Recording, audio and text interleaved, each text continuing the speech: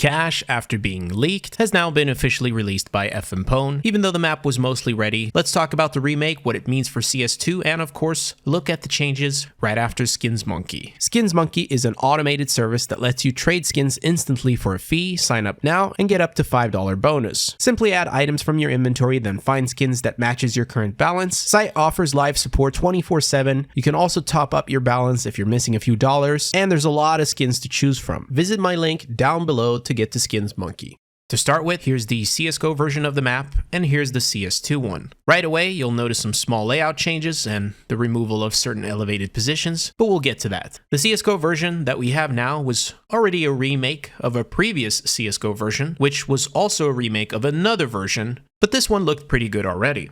Maybe a bit too green. And this is the CS2 version. The map's visuals are stunning, and for someone who just started playing Half-Life Alyx, I kinda get similar vibes with this style and theme. Just outside CT spawn, these halls look and feel very similar. Gameplay-wise, the elevation has changed slightly, but when rotating from connector to B, it's now slightly harder to make this jump, so you'll need some practice. Heading towards A, the visuals are of course different, look very cool. Gameplay-wise, it plays almost the same, except the electric box has also been replaced, similar to what we saw earlier, but climbing up is just as easy. There's also this opening that lets you throw new lineups for main without having to run up to the truck, which was more common back in CSGO. Speaking of openings and cracks and stuff in the buildings, this is something you'll notice a lot in this version of Cache. A site itself, despite the visual changes, still looks and plays similarly. Even the lamps are still there, and yes, you can still KZ them. In the back, near boost or shroud, it's still possible to boost a player up, even though it might look like it's not possible to do because of the height change. Squeaky feels almost identical, both visually and gameplay-wise. The crates on the left have moved a bit. I think it's because of this gap, which might help against wallbangs.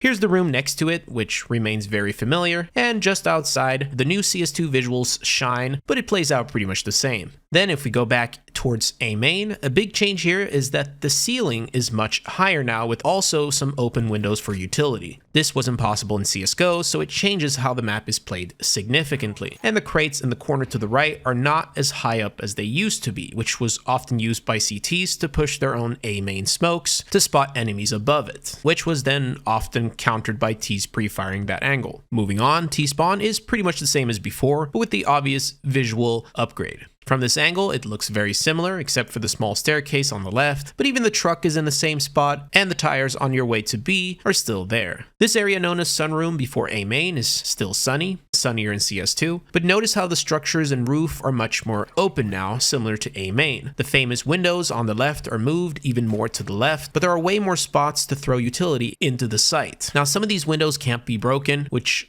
I find a bit odd, especially since there are certain cracks like these where nades can still fit through. But if you can find lineups for these cracks, it's possible to line up clever utility that goes into the site. Checkers and also A main feel very much the same gameplay wise, but one big change in Checkers is that not only can you self boost on top of these crates, which you could do in CSGO, this version allows you to jump even further onto this ledge for a new interesting angle. Aside from that, vents are how you remember them. B-site has a pretty significant change. It's increased in depth. This is even more clear from this comparison. In the CS2 version, you can definitely feel the site being a lot bigger than it used to. Also notice the new barrel in the left corner below Heaven. And of course, we have to mention that the simple graffiti is gone in the CS2 version. Not sure why. Maybe because of image rights? Let me know what you guys think. In the area known as Hell or Lower, gameplay-wise, there's some slight elevation changes on the left, which you can see here, and even this means that certain headshot angles are less predictable for T's coming out towards B, unless it's smoked. Heaven or Upper has some slight minor adjustments, but the ramp itself is unchanged. Our next big change to the map is in Connector, which gave CTs an advantage with a window to peek through, which was part of the latest CSGO version of the map, and in the CS2 version, MrMaxim decided to remove it, but keep the crack in the roof so you can still fit utility inside. Personally, I prefer the older Cache version without it, so I'm very happy to see it being reverted back. Then we get to Middle, which honestly to me feels like the selling point for what the new theme is all about. A lot of nice details, much much less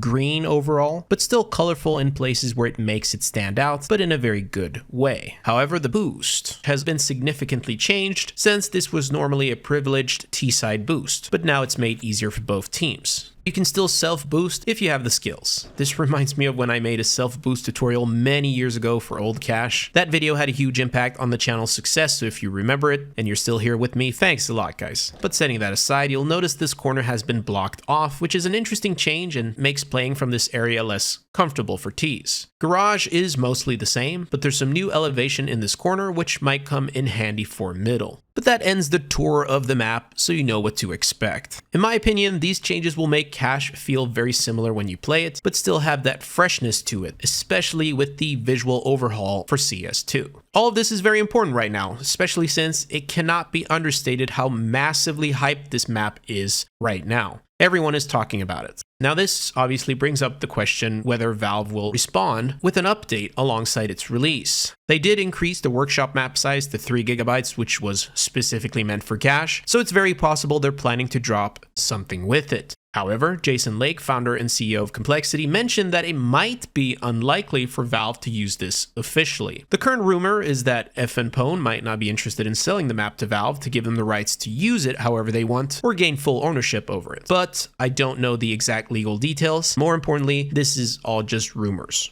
That said, Jason Lake also said, "Hope I'm wrong." So, who knows? What seems very likely, at least, is that we will see it in the game sometime soon. Maybe not in the map pool or premiere, just like some of the other maps. Anyway, let me know what you think of Cache, the remake, and I'll see you guys soon. Peace.